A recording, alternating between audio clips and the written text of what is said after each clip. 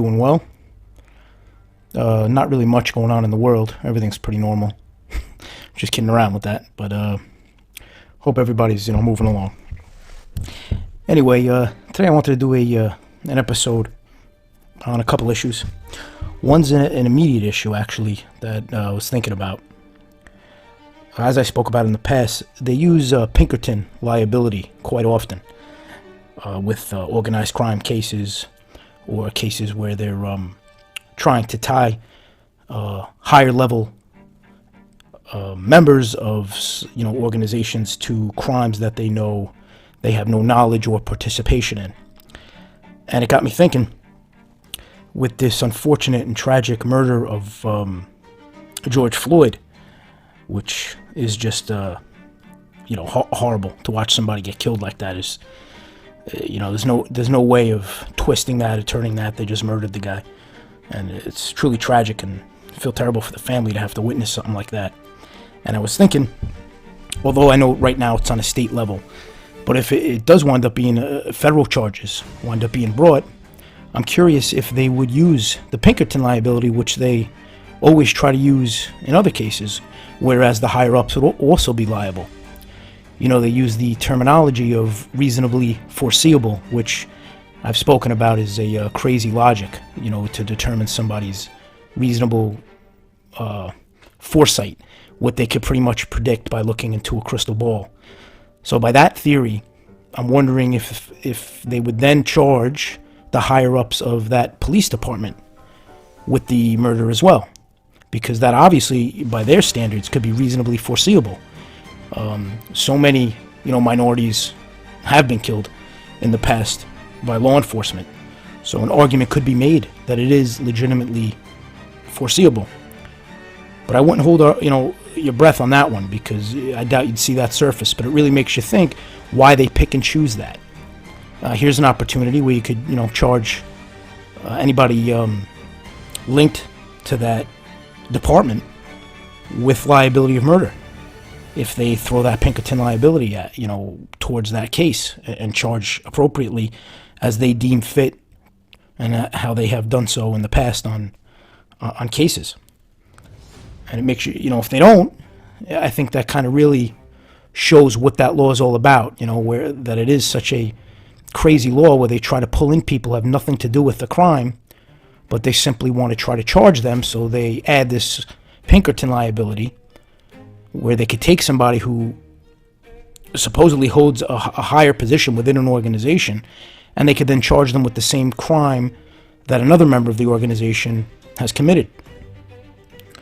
So again, by that theory, that would mean that a lot of the members of that department who weren't even there, weren't even on site, could have charges of murder brought against them and stand trial for that if federal charges winds up happening. And when you think about that concept and you put it like that, I'm sure there's people listening, oh, that's ridiculous, why would they do that? They have nothing to do with that. And they should look at the other flip side of that coin. Okay, I'll agree with you. I'll agree with that concept, because I think it is crazy. I think it's insane to charge somebody who wasn't there, had no knowledge, had no participation, but you're going to group them together and just charge them based on being part of a larger organization. And maybe that way of putting it will enlighten some people as to how unfair that liability law is, and how it is being misused in a lot of ways, and it's being, they're picking and choosing when and when not to use it. And you would think it would be something across the board. And by them not using it across the board, I think it just really puts a spotlight on the mentality behind it, when they're just trying to get a target who may be innocent of charges, have nothing to do with the charges. But if they make assumptions, or they believe that this individual is a high-ranking member or part of an organization, they're going to lump him in to perhaps other individuals who have stronger evidence tying them to a crime. And when you think about it logically and you analyze it, it doesn't make sense at all. And I'm sure it would cause an uproar if they tried to do it in the situation I just spoke about. And rightfully so, because it is, in my opinion, it's absurd, it's irrelevant, and it's just almost made up, where you're taking an innocent person and you're lumping them into a crime they have no knowledge about, no participation about, knew nothing about it, and now they're being charged with a serious offense. And, I was just thinking about that, and there's so many instances where that could be utilized, and if you notice, it's never used. They'll try to use it here and there on organized crime cases, or cases where they're trying to target an individual. And it's just a little food for thought, because that concept, although it does seem to go against common sense, it is used and it's done. And why would they pick and choose when it should be done? And that should cause one to think. And that's really what this show's all about. It's not about me trying to convince anybody. It's not about me trying to I don't want to say persuade, because I guess persuade would be a positive thing. If somebody is open-minded and they're a reasonable person and they're an intelligent person, they would be open to another side of things. I know myself personally, I'm always open to learn something new. I'm always open to look at the other side of things. I try to use whatever knowledge base I have. I try to also use common sense, and I try to use the internal law of what's fair and textbook law of what's fair and what's just. And you try to utilize all those things when you're making a determination. And if you start to analyze a situation and you see it doesn't fit the criteria of being just, of making sense, it could cause you to change your opinion, and there's nothing wrong in that. But I have learned recently, especially when you read, a lot of these online blogs and these online groups, you have a lot of people who are just closed-minded. They see things black and white. They don't leave themselves open to absorb additional material and to view a different side of it. They're very adamant, and even if they're proven wrong, they'll revert to just this nonsensical belief of what they deem to be right. And if that's the path, they wish to take, that's fine, they're entitled to it. But then they should not claim that they do have an open mind, or they are going by the facts, or they are going by what's being presented in front of them with proof and with backup and with documentation. They should just accept the fact that they are closed-minded. They only have one way of thinking, and anything presented to them that is factual doesn't really hold any weight. And they need to be a little accountable about that and self-reflect and understand that's the type of person they are. And I always say this show is not for those individuals. They might as well just not tune in, not listen, because that's not what I'm here for. I'm here to just open the mind of the general public and potential jurors to be free thinkers and just look at the situation in front of you and try to understand it on a more simplistic form, and try to understand it in a way where it relates to what is just and what is not. And when you're serving on a jury and you're being presented with facts and you're being presented with evidence, you have to really take the time to go through those things and almost carve out your personal beliefs, because that's what your job is and that's what your responsibility is. You can't convict somebody, and you can't only weigh the facts that fit the narrative that you have in your head before the trial even starts. If you start off one way in your ideology and what you believe to be true, and the facts lead you down a different path, you have the right to, you have the duty, actually, to then render a decision and render a verdict based on what was presented to you. And unfortunately, there's a lot of people with that mindset where the ends justify the means, where they'll believe somebody was guilty in the past, they'll believe somebody is a certain type of person, is a member of a certain organization, and those type of people, it's irrelevant what story the facts tell. The second they sit down, they just feel this person's guilty, and that's going to be the end of it.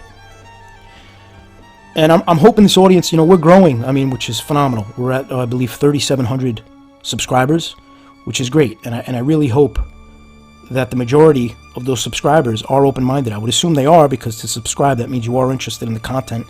And by now, I believe we're at 32 episodes. Those who have listened understand what I'm trying to accomplish here and the tone of this podcast and the theme of it.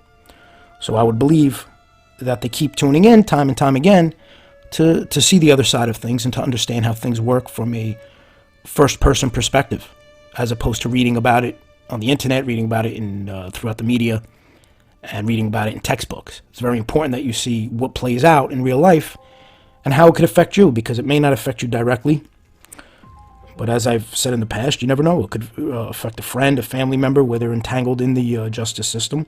And I believe any person would just want that individual to get the right to a fair trial and to have the facts presented be a reflection of the vote by the jurors. When the jury deliberates, you would hope that it's based on the facts and not based on anything else. And you would hope that beyond a reasonable doubt is what is used as a guideline. And what's amazing with the Pinkerton liability, the jurors have a right to use it or not use it. It's a charge that they're advised on, and the judge will say, you could use it. You don't have to use it. So you would think any open-minded individual would just not use it because it doesn't make sense, and you would revert back to the instance and the example I cited earlier. I mean, then that would think you believe that if one cop does something wrong, all the superiors and all the higher-ups then should be charged. And it's a dangerous line. It's a dangerous line to cross because those things cannot be foreseeable.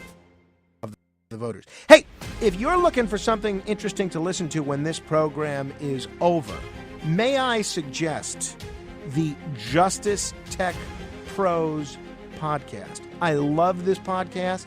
I am hooked on this podcast. I wish every potential juror in this state and in this country would listen to this podcast. And I wish some of the prosecutors that have been a tad overzealous in certain federal prosecutions would get a clue and listen to this podcast. And I am thrilled that we have the host of this particular podcast on with us right now, Dominic Crea. Dominic, good morning. Thanks for jumping on the radio with me. Good morning. Thank you again for having me on, Frank. So, Dominic, for people that haven't heard our previous discussions or for people that are a little slow on the draw and they haven't yet listened to the Justice Tech Pros podcast, inform folks who you are, what this podcast is, what sparked your desire to do it. Basically, what I do is I have a litigation support firm, and what that means is we try to prepare and help and assist legal counsel prior to trial. So we do deal a lot with the e-discovery, getting things prepared in that fashion, going through the hard drives, anything to extract the information, extract the data, and make it nice and easy for counsel and for the firm that we're working with to prepare on their end so they could go through the materials and they have it in front of them. And with that said, back in November, I decided to put together a podcast after being part of my father was on a trial, and after being part of that and seeing as a defendant, lot of, I want to make clear, not correct. An attorney. He was the defendant. That is correct. Right. He was. I was working as part of the defense team, in support of his case, and unfortunately, things didn't pan out the way we wanted, and he was wrongfully convicted. So that kind of, long story short, that sparked me to start the podcast in an effort to enlighten potential jurors, to enlighten the public of things that take place, from a common sense perspective, just to kind of break down the various things that happen so people could relate to it and understand what goes on almost behind the scenes. All right. Well, and you do a fine job. I've covered a number of federal trials, and I think you capture aspects of these trials that are usually overlooked by most in the mainstream press. So, Dominic, one of your more recent episodes, and by the way, if people want to listen to it, they can just search Justice Tech Pros on the YouTube. One of your more recent episodes focuses on New York discovery reform and how it might be needed on the federal level. Now, again, we have a lot of lawyers listening, but we also have a lot of laymen listening. Take us through this step by step. What is discovery? What is New York doing in discovery reform, and why do you think that's a good thing?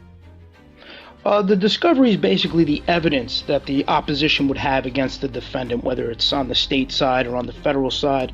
When somebody gets indicted, you want to know exactly what they have against you and what you're going to be facing and what you're going to be fighting when the time comes to go to trial. So they call that discovery, and that's all the information that you could go through and understand where the case was built and whatever, information that they have that could harm you, help you, whatever that may be. So with the discovery reform is made a change, and it went into effect January 1st of this year, which is a phenomenal change. It's actually a really positive thing that came to be, where you have a better time frame.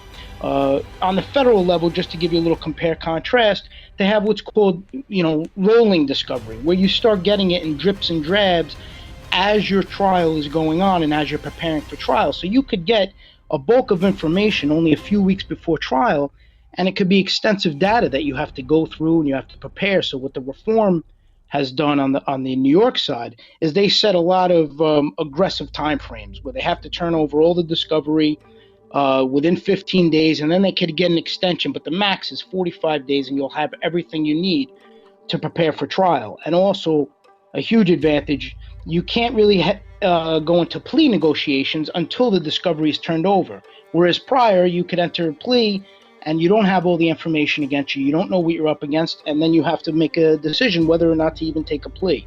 So any change in that respect, where it helps the defendant see, helps the defense team see what they're really up against, what kind of audio they may have, what kind of documentation they may have, is a benefit, and it kind of swings things in favor of the defense and makes things a little more even than they currently are now.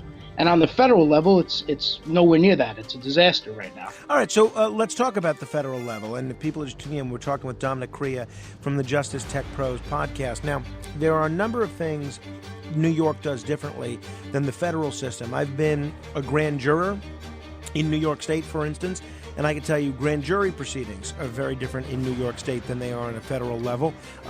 What about the discovery rules? What does the federal system do, and why is it lacking in certain respects? Well, right now, with the way it works is, the discovery could kind of be given and exposed as time goes by. There's no set timeline. So you could be indicted and your case doesn't go to trial for 3 years, and you could get remainder of discovery or the evidence that the prosecution team has only a few weeks before trial. So now let's say there's something in there that you want to investigate, you may want to hire a PI, whatever it may be, you want to really look into in detail. You only have a few weeks to prepare for that, when in essence you've been indicted for 3 years and now you're just getting the information a few weeks before trial. So it really puts you behind the 8 ball as far as trying to be prepared for trial. And you brought up the grand jury, which is, a huge aspect of it. In New York, you're entitled to the grand jury minutes, which is a big piece of the puzzle. You could see, you want to make certain that whatever was said at the grand jury level matches to whatever discovery you received. And on the federal level, you can't get the grand jury minutes. You're not entitled to it. You could put in a motion to try to obtain them, but it's very rare and few and far between where that's granted, which to me, it doesn't make any sense. I mean, you would figure that would be a no-brainer. You want to see what was said at the grand jury matches what was given in the discovery and the evidence against you. Yeah, you certainly would. And so this is exactly the kind of thing that people can learn about on the Justice Tech Pros podcast. Is there any sort of movement? Is there any proposal to change this at the federal system? Is there any realistic chance that this may actually happen, the discovery rules? Yes, I mean, I know the NACDL has been working on justice reform on that level. So I'm hoping that that takes place, and that's the National Association of Defense Lawyers, and they are pushing for it. So hopefully, the same way New York has a new reform, which they just joined 46 other states, so now there's 45 other states. There's 46 total with the reform. So hopefully the feds will follow on the federal level. One of the things in New York that was criticized a great deal as part of the same legislation where bail reform was passed was discovery reform. And one of the things that we heard from cops and prosecutors around the state was that this forces prosecutors to turn over not just the names of witnesses testifying against what some could be a violent criminal, but also their addresses. And this could potentially make witnesses reluctant to come forward if they were a witness to a crime because they don't want to be intimidated or threatened by somebody that they may be testifying against. Do you view that as a problem? Dominic? Well, I think Dominic's silence is saying a great deal about his answer to my question. No, I think he got disconnected. Oh, we got him back? Dominic, I have you? Yeah, I'm here. Can you hear me all right? I hear you, yes. Did you hear my question? Yeah.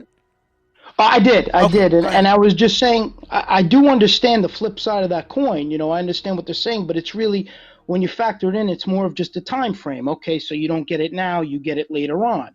But either way, when you look at it from the defense side, how could somebody not face their accusers. If somebody's being accused of something, I think they have a right to know who's accusing them, so they could kind of research it, see the validity to it, and see if it is something that is just a blatant lie or there's something to it, and strategize based on that. So, again, I understand what they're saying as far as, safety issues and concerns, but it's really just a matter of time. It's going to come out eventually. If they go to trial, it will be there eventually. So it's just giving it sooner rather than later, allowing the defense team to prepare. Yeah. Well said, Dominic. Appreciate the time this morning. Let's do it again soon. Absolutely. Thank you for having me on. All right. It's Dominic Crea. You can check him out on the Justice Tech Pros podcast. Just go to the YouTube and just type Justice Tech Pros. It's the simplest way to get it. You can find it on all the platforms that podcasts are available. Search Justice Tech Pros. Hit subscribe. If you're interested in the criminal justice system, it is a must-listen experiment. Now, transcript is wrong, and the other side that's adamant it's wrong, there would be some kind of hearing before that's played to bring in a professional, to bring in an expert. And our side actually had an expert listen to it, and they determined they sided with the context in which the defense team had concluded, as opposed to what the prosecution did. But even still, we weren't allowed to weren't allowed to give our transcript. They only were given the government's transcript. And as I was hearing this demonstration online, it just really drove the point home to me when you could hear two totally different things based on the words you're reading up on a screen or on your phone or wherever you're reading them or on a piece of paper. You could change an entire, where something is vague especially, you could change an entire audio. You could change the purpose of the audio, you could change who they're referring to in the audio when you have an unclear or a muffled sample. And that muffled sample that's unclear could hurt the defense's case tremendously. And this demonstration is going to show you that. As I said, when you're done with the podcast, I would suggest clicking on that link and just listen to it for yourself, and you'll understand exactly what I'm trying to explain. When you see it, when you hear it, it really drives the point home, and it really is a bit shocking because you're focused on a word and you hear it clear as day when you're reading it. And then you'll read the other word and you'll hear that word clear as day. And here you have the exact same audio, two different words, and yet you hear them clear as day when you're reading them. That could shift an entire dynamic of a conversation. I could go on and how that could change things. I think everybody really grasps the point without me beating a dead horse. I think you could understand. You could make up any scenario you want in your head, all of the different examples of how that could hurt one's case if the transcript isn't accurate to the audio, or if the transcript is unclear, and yet the prosecution defines what they want it to be, and that's how it's read, and that's what the jury believes it to be. It could really have a significant impact. And if there's several of them that they keep reading and that keeps going down the same path, obviously, like anything else, it's like a house of cards. They just keep stacking and stacking until it all just collapses and not in your favor as the defense team. So I wanted to just address that a little bit, and I wanted to put the link on the description because I'd really like for the listeners to take the time to view that, because I feel once you hear that and read that, the public will get a great understanding of the kind of negative impact that will have on a case. And in my head, I was trying to think how a defense attorney would be able to argue an inaccurate transcript outside of prior trying to put in a motion, trying to argue it that way. And then if you lose, I guess it depends on the leeway you're given on the rebuttal to that. Would a lawyer be allowed to play this example? It would be great if I was an attorney, I would look to actually play this example. I would look to play the one I'm talking to you about with the green needle and the brainstorm, just to have the jury understand that. And it would even make sense to probably bring in an audio expert, someone who understands the dynamic of it and could explain how the brain hears what it reads. I believe that would be, I did a whole episode on the importance of experts. And as I was going through this, I believe this is another expert that would be vital to a case if you have a lot of audio working against your client that is inaccurate, that is unclear and is somewhat up in the air as to what is being said. I believe an audio expert, you get a forensic expert who can explain the difference that could happen based on what is read versus what is heard.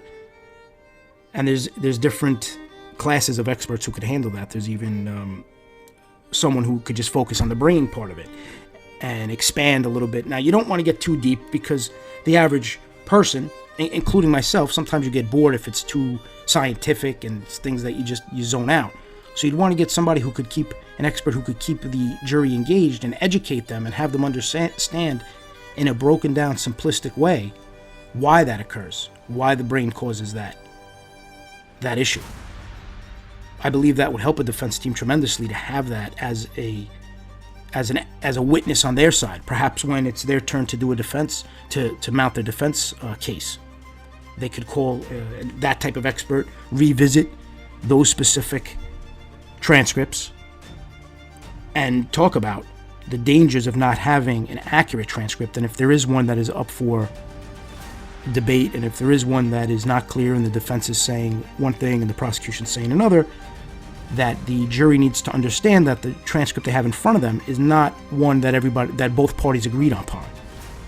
So if, for example, let's say that there was a transcript that sticks in the jury's head, and if you try to address that during your defense case, you could possibly put that fire out where when they are deliberating, they'll remember that expert, they'll remember that example and that demonstration where two different words were read and your brain heard those two different words independently based on the audio being played. As I hear these things and see these things, I always try to play out in my head how to counteract those things. And that's really the only way I could see. If you lose the motion, if the judge won't allow you to give your version of the transcript, I would guess that the only way, and then you're not allowed to even argue the transcript as it's being played in court. I guess the only way to try to counteract that and to refute it when it's your time would be on the defense's case. And to do that, you would have to take it very seriously, and you would have to call an expert.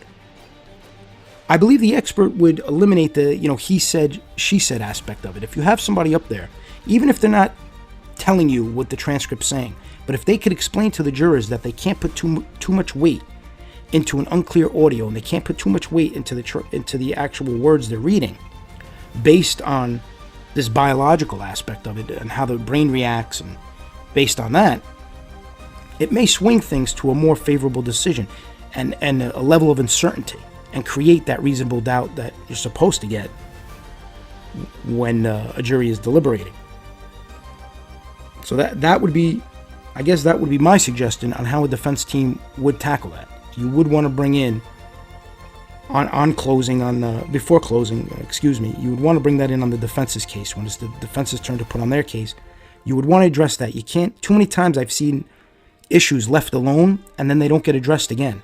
And even though the defense fought for it and lost, they almost give up on it because they tried to fight and they couldn't do anything about it.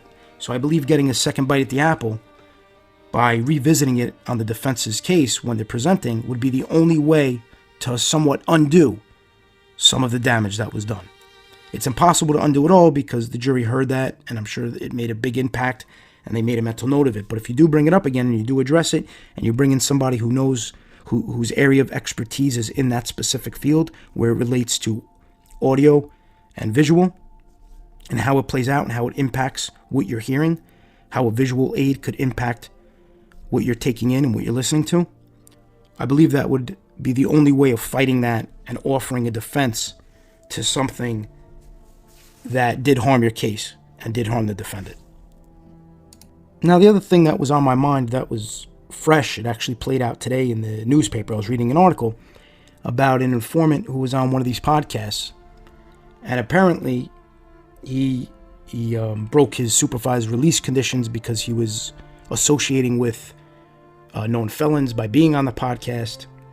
It was one of the podcasts that these informants host, and I guess he didn't get permission, but he said he got permission, so now he's dealing with whatever ramifications he has to deal with as a result of that.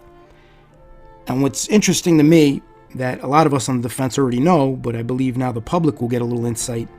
A lot of these informants, it's easy for us on the defense to say they're lying when we know they're lying and we could cite how they're lying.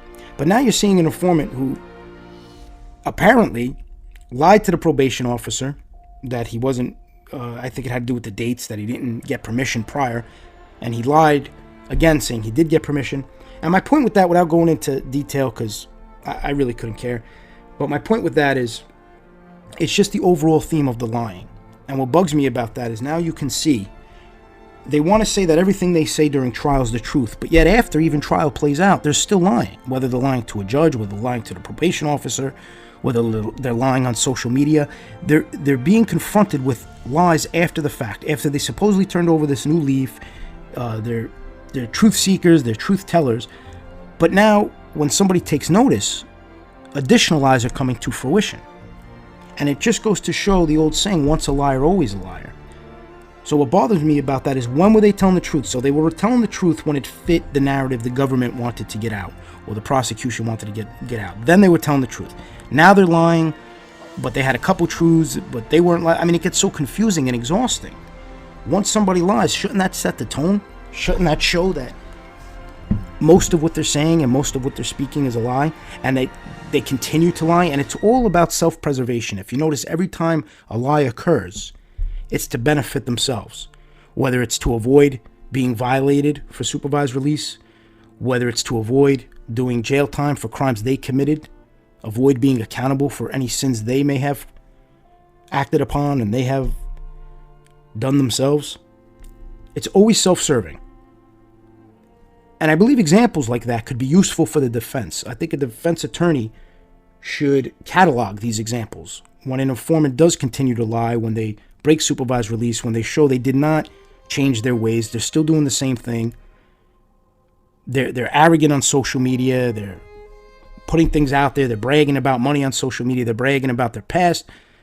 When confronted with it and asked if they got permission or they didn't get permission, they're lying, they continue to go on. It's more of a snowball effect. And I believe by cataloging that and showing these examples when you're faced with an informant who you know is lying, it should have a tremendous impact on the jury.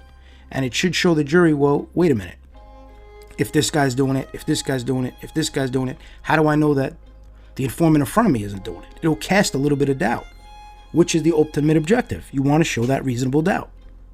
And if you start showing the motives, when you have informants talking about book deals and movie deals or whatever else they're talking about, and podcasts, and there's a career that is generated and based upon their quote-unquote past life, there's a lot of motive there.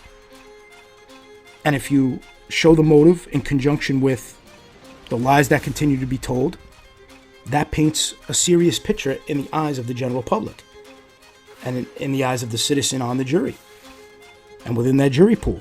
So when they're deliberating, they could possibly say, well, whoever it is could say, well, guys, gals, look at this guy, look at this other guy on this other case. He was supposedly telling the truth the whole time, but then after the case ended, look at all these things he did. He got violated on supervised release. He couldn't stick to those terms, and then he lied, and then he tried to cover that up. They could go on and on. They could have a little bit of a dialogue on that, and it can make the dialogue and the conversation within that jury deliberation room one that is enlightening and one that is filled with common sense and filled with human nature and how things play out. It'll pull down the veil that the government tries to put on a lot of these informants, that now they're totally reformed. Everything they're saying is gospel. They don't tell any lies anymore. They used to tell lies. They're not telling lies now, and then later on they tell lies again. If you expose that and you build on that, it can help the defense team. And it all goes back to what I say as far as building a database of all these different things that play out. All these different podcasts, social media sites. A defense team needs to put that all together. They need to hang on to that. Keep every excerpt, keep every clip, every post. Whatever you have, you want to keep that and hold on to that, because you never know when you're going to need it, and you never know when it could help your client. It could help the defendant. You could give specific examples of how what you're saying when you're trying to tell the jury not to give so much weight into what this informant is testifying to. And you could show examples as to why you're saying that. That'll definitely give them something to think about. Because obviously before that, they're just going to say, well, of course you're saying that. You're the defense team. You want us to think he's lying. Well, show why he's lying. Show past habits of other informants in similar situations. So show the trend. Show what takes place. Show how it all plays out, because it's not unique how it all plays out. The goal at the end is pretty much the same.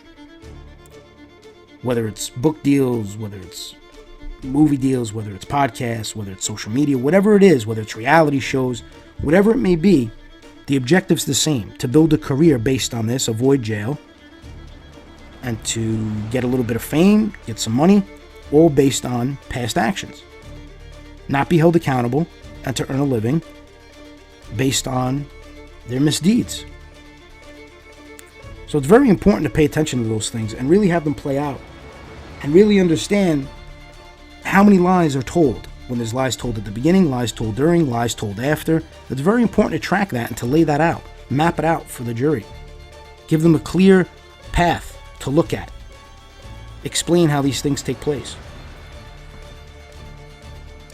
Another topic I wanted to touch on is, again, how within the system, once you're in the system, I know last time I spoke about the BOP and designation and how they could pretty much put you anywhere.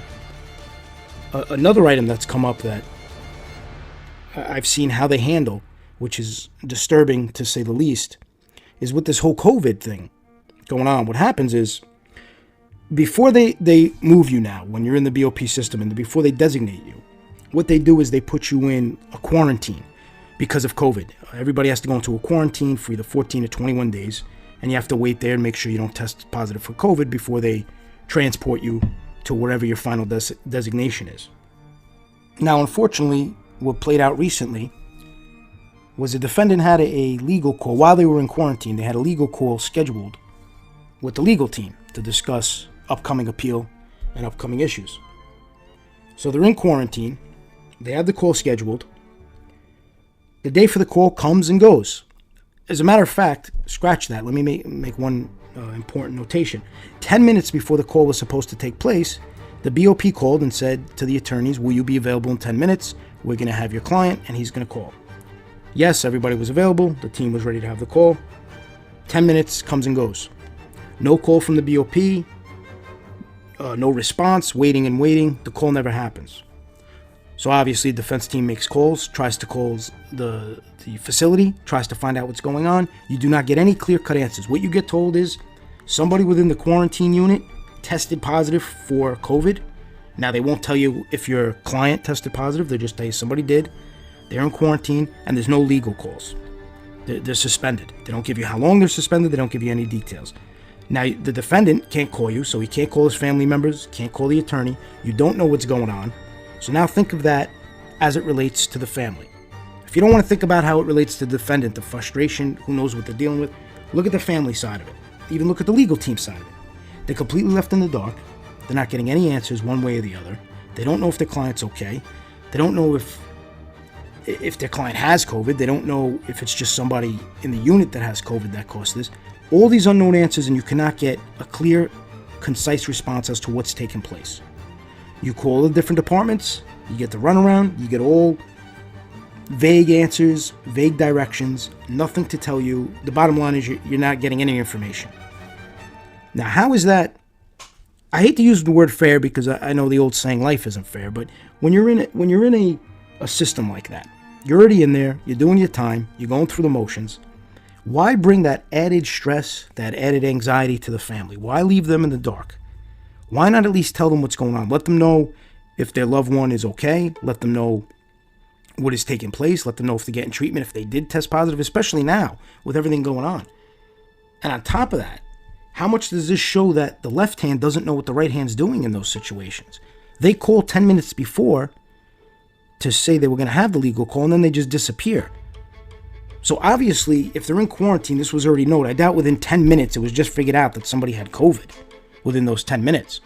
So one department doesn't know what another department is doing. They're scheduling calls, even though we found out later that all calls are suspended when something like this happens. And you're just left in the dark. You have to wait each day, hoping to get some kind of answer, hoping to hear from the defendant. Hopefully the defense team hears from them. Hopefully the family members hear from them. And you're just waiting and waiting. And it's really hard to wrap your head around that. It goes to show the lack of response. I don't even want to say the lack of caring, because I know they don't care, but just the lack of professionalism.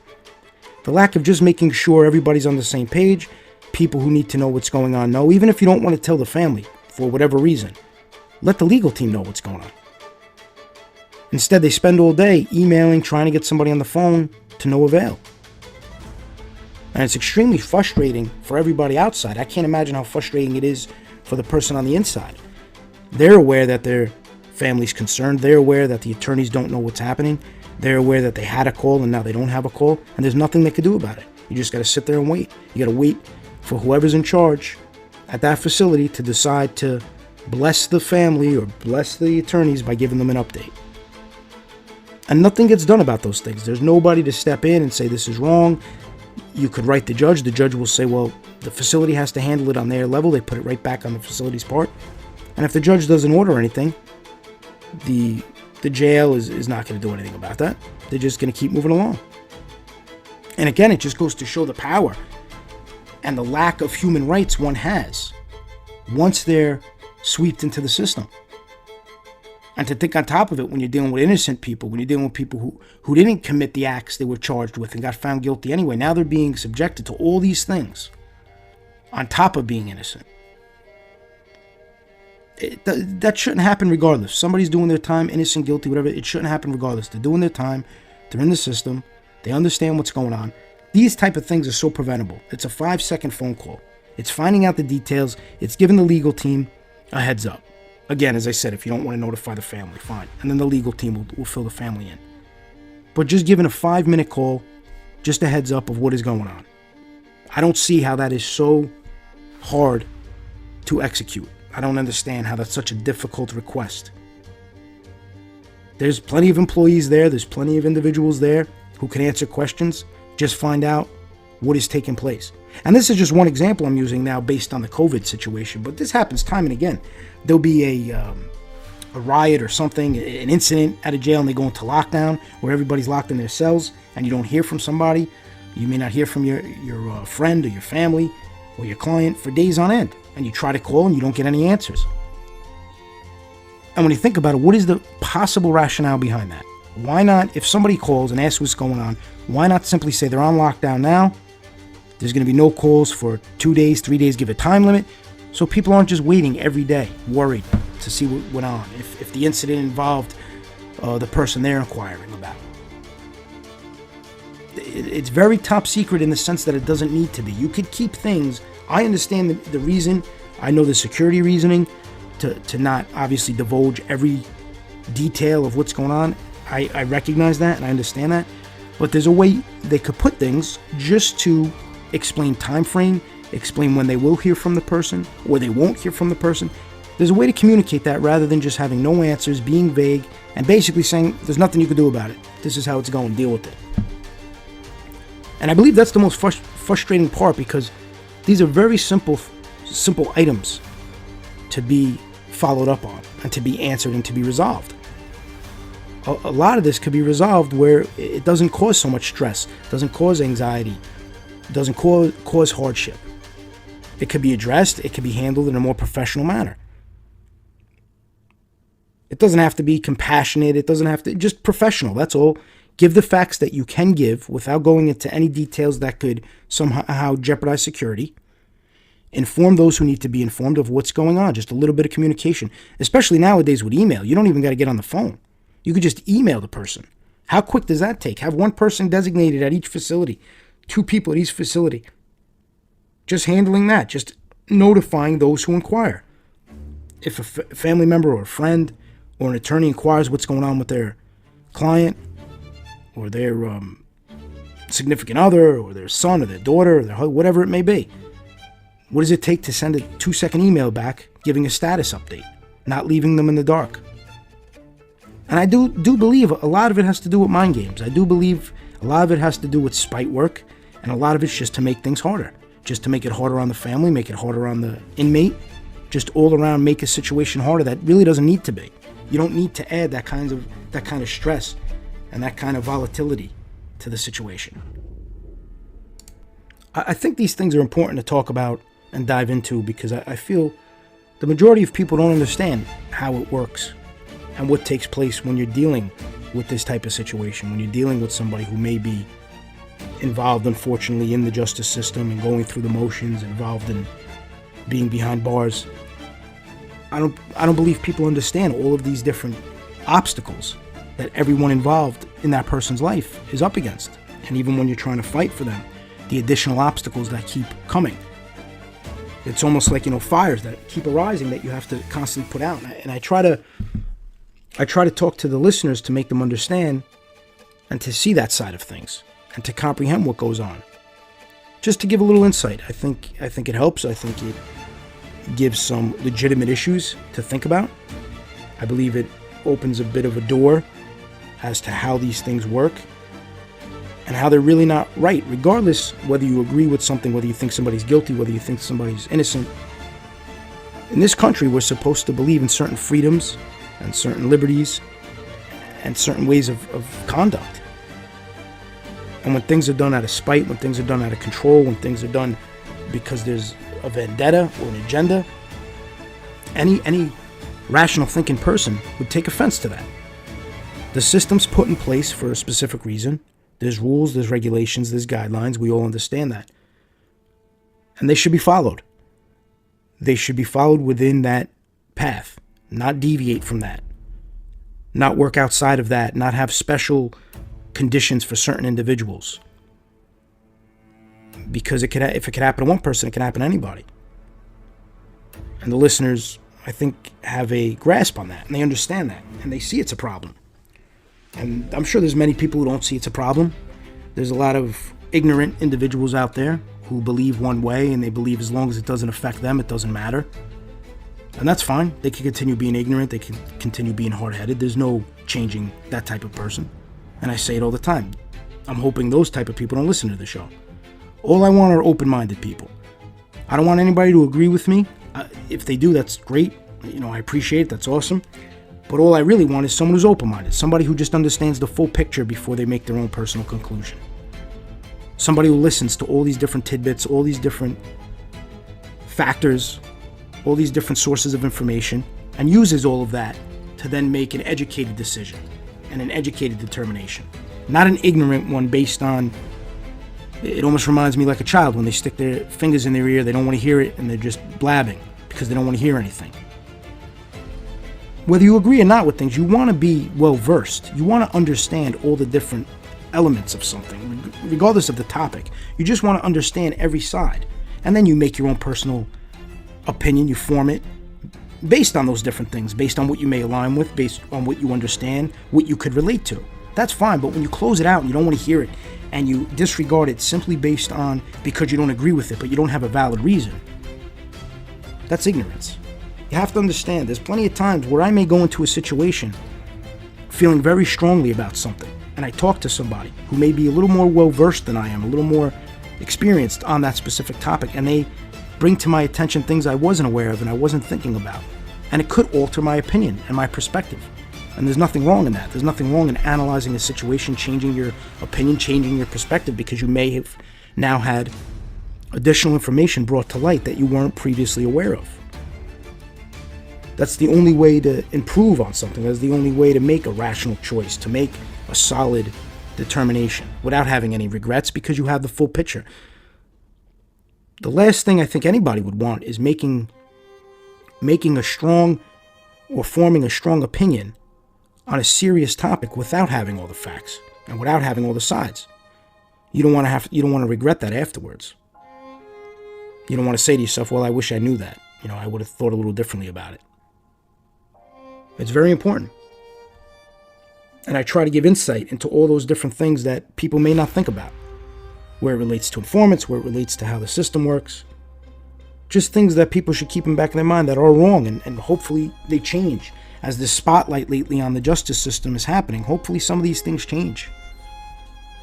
A final issue I wanted to highlight that was brought to my attention today, and it relates to the article I was talking about this informant who is now apparently dealing with a judge about possible violation. Someone was listening to the hearing, and they reached out to me because the hearing was via teleconference, so the general public could call in. They do that with pretty much any hearing nowadays, even though past sentencing hearing I was personally a part of, they put the call-in number on Pacer so anybody could call in and listen. Whether it's the media, whether it's the public, anybody could call in and listen.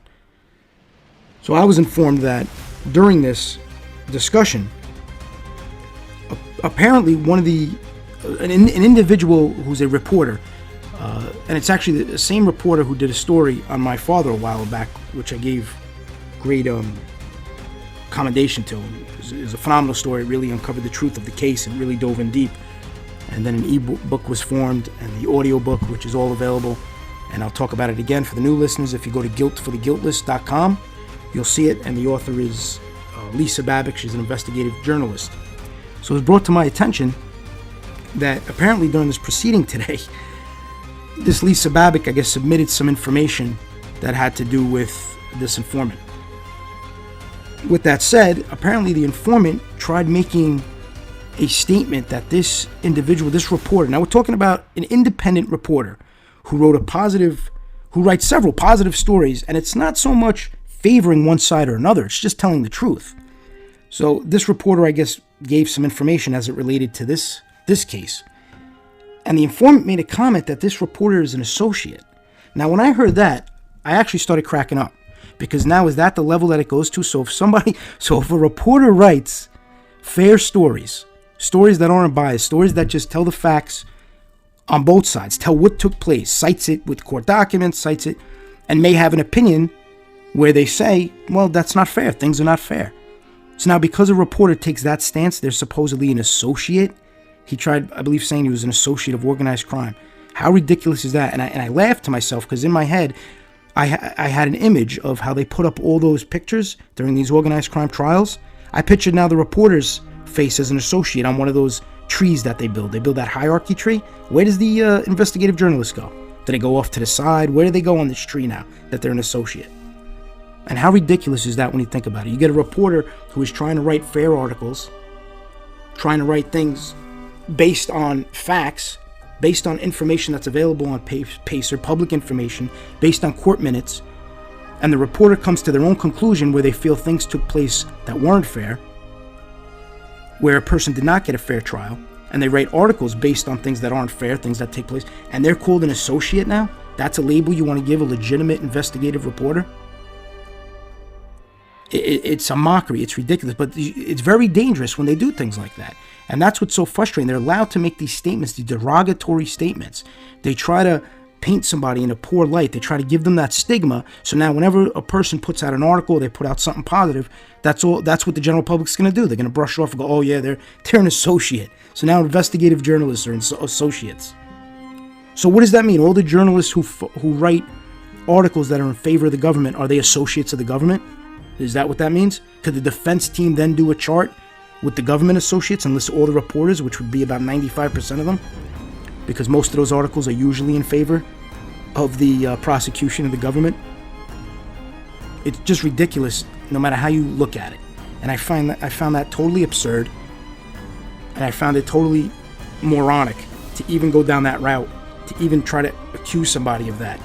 Simply because they're doing their job, they're investigating things. They have no ties to anybody. They don't know anybody. They're just doing their stories. They find a story, they find an injustice, they find something they're not crazy about. They write about it, they explore about it.